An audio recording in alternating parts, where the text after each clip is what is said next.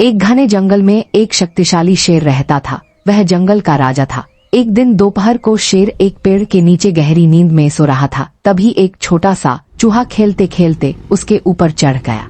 शेर की नींद खुल गई। उसने गुस्से में चूहे को अपने पंजे में पकड़ लिया और गर्ज कर बोला, तुम्हारी हिम्मत कैसे हुई मुझे परेशान करने की? मैं अभी तुम्हें खा जाऊंगा।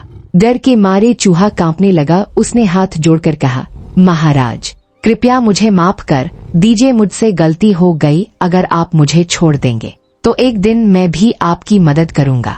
यह सुनकर शेर जोर जोर से हंसने लगा। तुम इतने छोटे हो, मेरी क्या मदद करोगे? लेकिन शेर का दिल पिघल गया। उसने चूहे को छोड़ दिया। कुछ दिनों बाद जंगल में शिकारी आए। उन्होंने शेर को पकड़ने के लिए एक बड़ा जाल बिछा दिया। शेर उस जाल में फंस गया। उसने बहुत कोशिश की लेकिन बाहर नहीं निकल पाया। शेर जोर जोर से दहाड़ने लगा।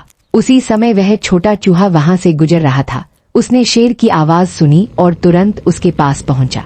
चूहे ने कहा, महाराज चिंता मत कीजिए, मैं अभी आपकी मदद करता हूँ। चूहे ने अपने तेज दांतों से जाल को कुतरना शुरू कर दिया। थोड़ी ही देर में जाल कट गया और शेर आजाद हो गया।